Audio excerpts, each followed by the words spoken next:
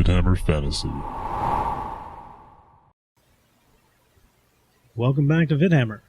I'm Spudlow, and in this video, as you can probably expect, I'm going over my third round matchup at the Crucible 3 Grand Tournament that was in Orlando, Florida in March of 2014.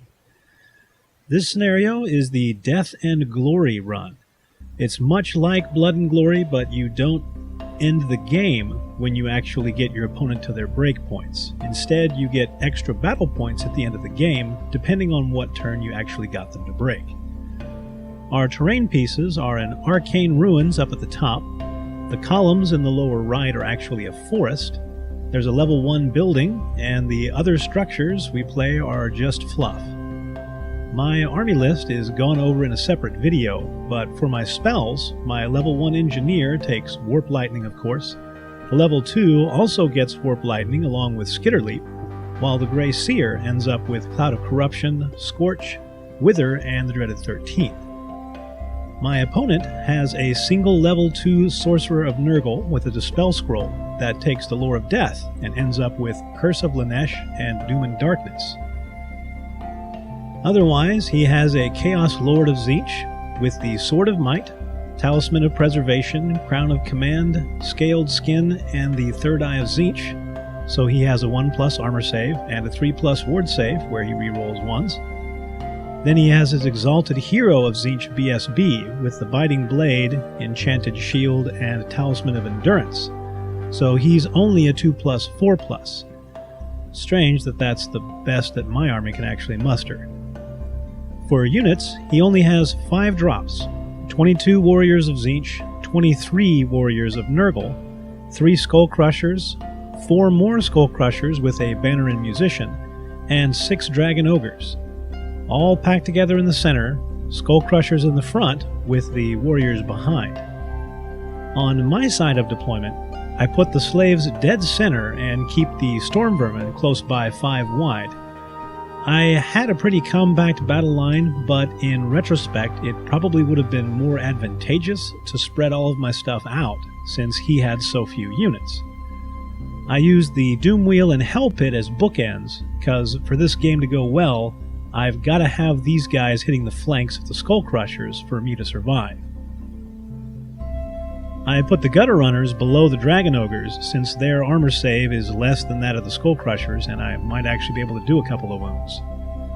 My Warlord and BSB go with the Storm Vermin. I put the Grey Seer in with the Slaves. I'm not sure why, but I'm certain it made perfect sense to me at the time. It's kind of like where you put your car keys after you clean the house. One Engineer goes with the lower clan rats, and the other one is out there somewhere. I win the first turn roll and start off with the Hell Pit, keeping things reined in, which is good, but the Doom Wheel goes a little farther than I had hoped, so I move up my Warp Fire Thrower to act as a redirector away from it. And that meant moving up my Clan Rats to take the bolts in case the Doom Wheel doesn't restrain. Although I'd like to get my casters up so they can cast some of the spells, I don't really want the Skull Crushers in my face yet, so the other units actually take a little step back. Magic is 8 versus 5, and I use the first 2 for Warp Lightning, which backfires and my Engineer takes a wound. I use the next 2 for Warp Lightning, which fails, and the last 4 for Scorch on the central Skull Crushers, which actually goes off and hits for a single wound. In shooting, the Doom Wheel restrains, which amazes me, and it's now time for the Lightning Cannons. This is what they were made for: elite infantry and cavalry blocks with really high armor saves. This is my chance to actually get things going my direction. First cannon, misfires, explodes. Second cannon, misfires, explodes. Okay, Gutter Runners shoot for the Dragon Ogres for 2 wounds, and then it's over to his turn. Upper Skull Crushers charge the Warp Fire Thrower that stands and shoots and manages 2 wounds. Other Skull Crushers run across the wall, take a wound to dangerous terrain, and his other units just move up and get ready to trounce my army. Magic is 6 versus 5, and he uses all 6 dice for Curse of Lanesh on my Grey Seer and gets Irresistible Force. He manages 3 wounds, and my Grey Seer is dead. Rolls a 7 for the backlash, and 2 guys die, but I just spend my time crying at this point. In combat, the Skull Crushers take out the Warp Fire Thrower and overrun into the Doom Wheel. Well, I put the Warp Fire there to redirect, but I guess things got a little bumped, because it ends up just making it. I charge my Warlord out of my Storm Vermin into the flank of the Skull Crushers. I figure it's the best shot I've got at winning that combat, and the Storm Vermin won't be able to close the door if I move the whole unit in. I finally remember my start of game elements here, so I roll for the Skaven Brew, and end up rolling a 1, so it backfires and I lose 2 of my guys. I could roll for my Warpstone tokens for my Grey Seer, but he's already dead. Hell Pit moves up, and I know it's going to get flank charged, so I decide to put the giant rats in the way. I fail the marching roll, and they just don't have enough to make it there. Slaves move up, and I keep on crying. Magic is 6 versus 5. I make 2 attempts at Warp Lightning into the Skull Crusher unit, but he dispels the first one with a scroll and the second one with his dice. Gutter Runners hit the Dragon Ogres for 5 wounds, and he saves 4 of them. Doom Wheel fires into the upper Skull Crushers and gets Strength 4, and all 3 bolts fail to wound. Then the Doom Wheel does its grind attack, and he saves 2 of those wounds. Doom Wheel takes 3, and I lose the combat. The Doom Wheel manages to stick, but my Warlord shows his true mettle by running away like a punk bitch. On his turn, he charges my Warlord, of course, who flees. Apparently there was a large set of women's breasts off the board, because he made that distance without a blink. Dragon Ogres charge the Hell Pit, while the giant rats give them the finger. Magic is 6 versus 5, and he uses all 6 for Doom and Darkness on the Slave unit to lower its leadership by 3, and I'm unable to spell. Our combats go from top to bottom, and the Doom Wheel starts off scoring a wound and not taking anything in return. The Skull Crushers fail the break test and run, but the hamsters don't quite get it in gear and they get away. The central combat with slaves goes much the way you would expect a combat to go against slaves, with -3 to their leadership and a general who ran off the board. They lose combat, stay steadfast, but still end up needing snake eyes, so they decide to explode instead. No appreciable damage in the blast, though. At the bottom, the Hell Pit flails his, well, he doesn't do any wounds, I'll put it that way. He loses the combat and gets cut down, though. Next time, just keep it in your pants, maybe. Night has fallen for the Skaven Empire, but not before the Doom Wheel goes Frankenstein over the Skull Crushers, while the rest of my troops reenact the last days of the Third Reich. Magic is I don't know versus I don't care. There's 3 dice that I use for Skitterleap to get my engineer out, and I try Warp Lightning for no wounds. For shooting, the Gutter Runners go into the Skull Crushers for a couple of wounds before we head back to the Warriors.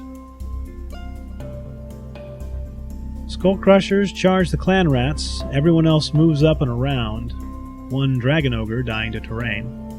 Magic is 8 versus 5, and he uses 5 for Caress of Lanesh on the Storm Vermin. I dispel this with a scroll, and he uses the last 3 for Doom and Darkness on the Clan Rats, and I do have to dispel that one with my dice. In the combat, the Clan Rats lose 5 and don't do any, but they stay steadfast and actually pass the break test. Thanks, guys. The Doom Wheel charges the flank of the Warriors, hoping to slow them down. The others try to stay back as much as possible. Magic is 10 versus 6 this round, but with nothing good to shoot at and me not really wanting to blow myself up, I go ahead and pass and go for shooting. The Doom Wheel fires into combat for 3, and the Gutter Runners put another wound on something. Into combat, the Doom Wheel gets the rest of its wounds hacked away, with the Lone Engineer passing his induced panic test. But the nearby clan rats decide to fail, because that would be a better choice. The central clan rats take several wounds, but fail the steadfast break test this time, and get cut down in the pursuit. Warriors of Chaos go ahead and charge the clan rats who are fleeing and moves them a little closer to the board edge. Rest of the units move up for the inevitable. Magic is 11 versus 6, and he uses 6 dice for Doom and Darkness on the fleeing clan rats, and I throw all 6 of mine to dispel and fail. The clan rats don't rally and run off the board. Everything else retreats as much as I can. Magic is 9 versus 4, with 3 dice going to Skitterleap to move the Engineer, and 4 dice for Warp Lightning, which he dispels. Gutter Runners hit the Dragon Ogres for 3 wounds, and he saves all 3. In movement, his units just moving up, trying to get things ready for turn 6, I suppose. Magic is 9 versus 6, and he uses Caress of Lanesh against my BSB, but he actually rolls Snake Eyes, so I actually don't lose a character this round. For my final turn, I make a full retreat for whoever can actually get there. Magic is basically irrelevant. I don't even know if I cast some spells. I probably did and wounded something, but it doesn't matter. Shooting is the same thing. The Gutter Runners can shoot and do a wound or 2, but it doesn't matter.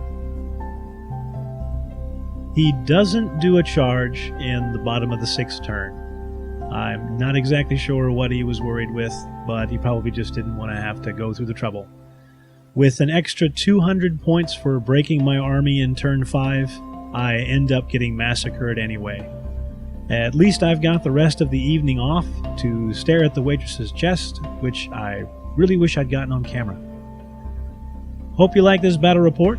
Stay in touch for the rest of the tournament, plus a lot more. Like the video if you want to see more. Do me a favor and subscribe, and check it out on Facebook and Twitter as well. Till next time from Vidhammer, keep fighting.